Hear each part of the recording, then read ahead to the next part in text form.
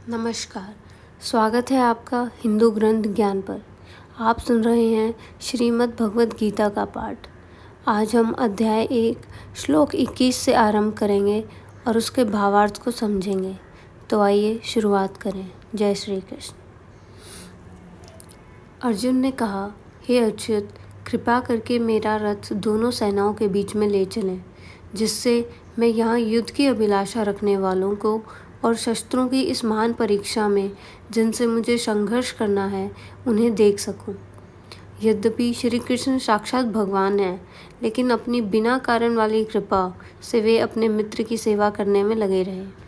वे अपने भक्तों पर स्नेह दिखाने में कभी पीछे नहीं रहते, इसलिए अर्जुन ने उन्हें अच्युत कहा।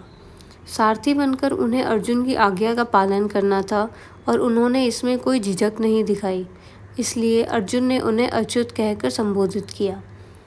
भगवान ने भले ही अपने भक्त का सारथी पद स्वीकार किया था, लेकिन इससे उनकी ऊंची और सर्वोच्च स्थिति पर कोई फर्क नहीं पड़ा।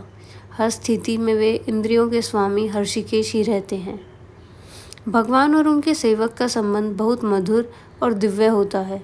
सेवक हमेशा अपने स्वामी की सेवा करने को तैयार रहता है और भगवान भी अपने भक्त की कुछ न कुछ सेवा करने का अवसर खोजते रहते हैं। उन्हें इसमें खास आनंद आता है कि वे खुद आज्ञा देने वाले न बनकर अपने शुद्ध भक्त से आज्ञा प्राप्त करें। सामान्यतः सब लोग भगवान की आज्ञा मानते हैं और उनके ऊपर कोई नहीं होता जो उन्हें आदेश दे सके, लेकिन जब भगवान देखते हैं कि उनका सच्चा भक्त उन्हें आदेश दे रहा है तो वे इसमें दिव्य आनंद का अनुभव करते हैं।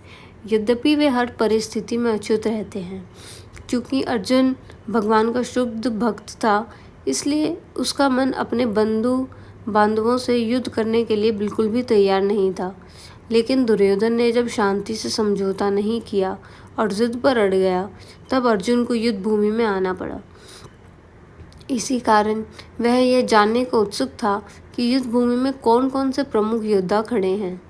यद्यपि युद्ध भूमि में अब शांति की कोई संभावना नहीं थी, फिर भी अर्जुन उन लोगों को देखना चाहता था और यह जानना चाहता था कि वे इस अवांछित युद्ध में किस हद तक लड़ने को तैयार हैं। मुझे उन लोगों को देखने दीजिए जो यहाँ पर धृतराष्ट्र के दुर्बुद्धि पुत्र को प्रसन्न करने की इच्छा से लड़ने के लिए आए हुए हैं। सबको पता था कि दुर्योधन अपने पिता धृतराष्ट्र की मदद से पापपूर्ण योजनाएं बनाकर पांडवों का राज्य छीनना चाहता था। इसलिए जो लोग दुर्योधन का पक्ष ले रहे थे, वे भी उसी जैसे स्वभाव और सोच वाले थे। अर्जुन युद्ध शुरू होने से पहले यह देखना चाहता था कि दुर्योधन के साथ कौन कौन से लोग आए हैं, लेकिन उसकी कोई योजना नहीं थी कि वह उनसे शांति या समझौते की बात करेगा। असल में अर्जुन सिर्फ उनकी शक्ति का अंदाज़ा लगाना चाहता था, ताकि वह जान सके कि उसे किस किस का सामना करना पड़ेगा। फिर भी उसे अपनी विजय पर पूरा विश्वास था, क्योंकि उसके साथ स्वयं भगवान श्री कृष्ण बैठे थे। संजय ने कहा, हे भरतवंशी, अर्जुन द्वारा इस प्रकार संबोधित किए जाने पर भगवान कृष्ण ने दोनों दलों के बीच में उस उत्तम रथ को लाकर खड़ा कर दिया। इस श्लोक में अर्जुन को गुडाकेश कहा गया है। गुड़ा का अर्थ है नींद, और जो नींद को जीत ले उसे गुडाकेश कहते हैं। यहाँ नींद का अर्थ केवल सोना ही नहीं, बल्कि अज्ञान भी है। अर्जुन ने श्री कृष्ण की मित्रता के कारण नींद और अज्ञान दोनों पर विजय पाई थी। एक भक्त का स्वभाव ही ऐसा होता है कि वह भगवान को कभी नहीं भूलता। अर्जुन भी कृष्ण के भक्त होने के कारण उन्हें पल भर के लिए भी नहीं भूलता था। चलते फिरते, सोते जागते, हर समय वह कृष्ण के नाम, रूप, गुण और लीलाओं का स्मरण करता रहता था।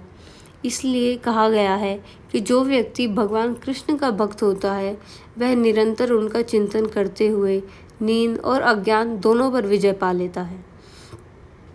इसे ही कृष्ण भावनामृत या समाधि कहा जाता है, क्योंकि कृष्ण सभी जीवों की इंद्रियों और मन के स्वामी हर्षिकेश हैं। इसलिए उन्होंने तुरंत समझ लिया कि अर्जुन रथ को सेनाओं के बीच क्यों खड़ा करना चाहता है। इसीलिए उन्होंने वैसा ही किया और फिर इस प्रकार बोले, भीष्म, द्रोण तथा विश्व भर के अन्य समस्त राजाओं के सामने भगवान ने कहा कि हे पार्थ, यहाँ पर एकत्र सारे कुरुओं को देखो। समस्त जीवों के परमात्मा स्वरूप भगवान श्री कृष्ण यह भली भांति जानते थे कि अर्जुन के मन में क्या चल रहा है। इस प्रसंग में हर्षिकेश शब्द का प्रयोग यह संकेत देता है कि वे सब कुछ जानते थे।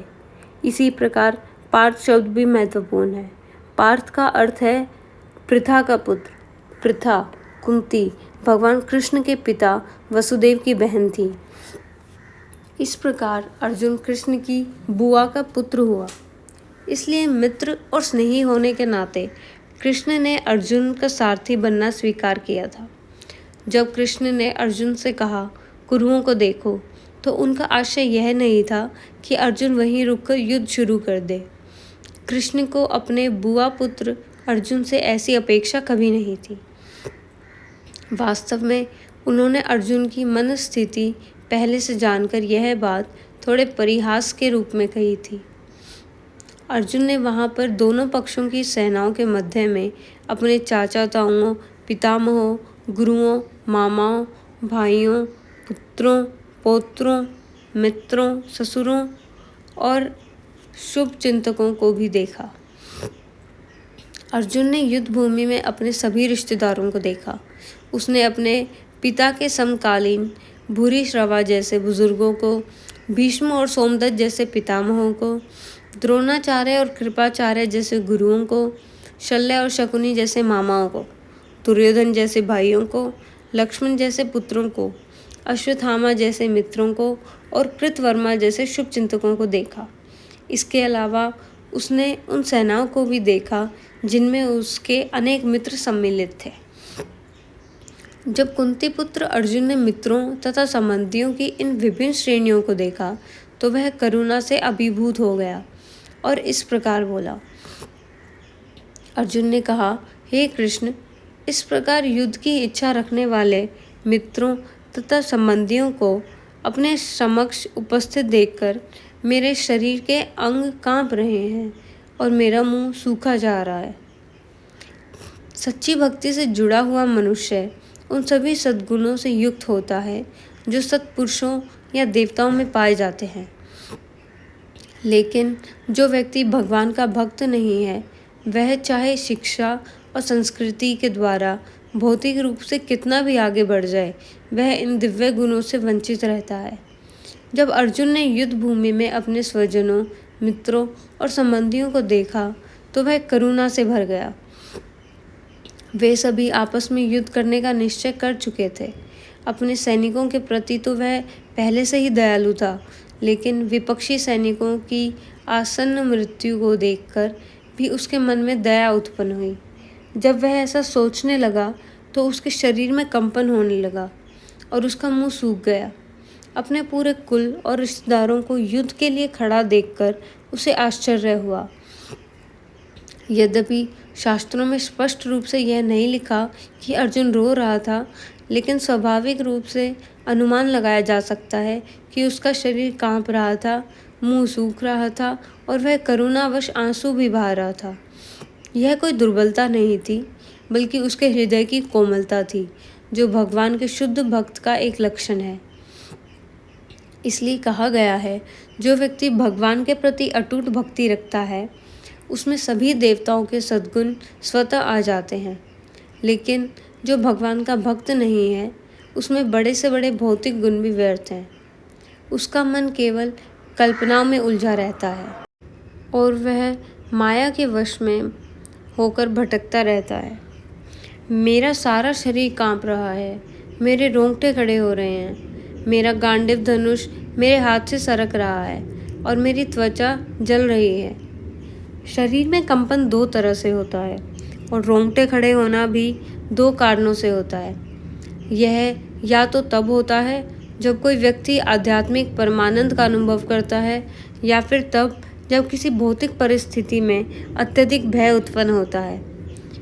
दिव्य साक्षात्कार में कोई भय नहीं होता, लेकिन अर्जुन के शरीर में जो लक्षण दिखे वे भौतिक भय के कारण थे, विशेषकर जीवन हानि के डर से। अन्य लक्षणों से भी यह स्पष्ट होता है। अर्जुन इतना व्याकुल हो गया कि उसका प्रसिद्ध धनुष गांडीव हाथ से फिसलने लगा और उसकी त्वचा में जलन होने लगी। ये सभी लक्षण इस बात को दर्शाते हैं कि उस समय अर्जुन की सोच, देहात्म बुद्धि, अपने आप को केवल शरीर मानने की भावना से प्रभावित थी। मैं यहाँ अब और अधिक खड़ा रहने में असमर्थ हूँ। मैं अपने को भूल रहा हूँ और मेरा सिर चकरा रहा है।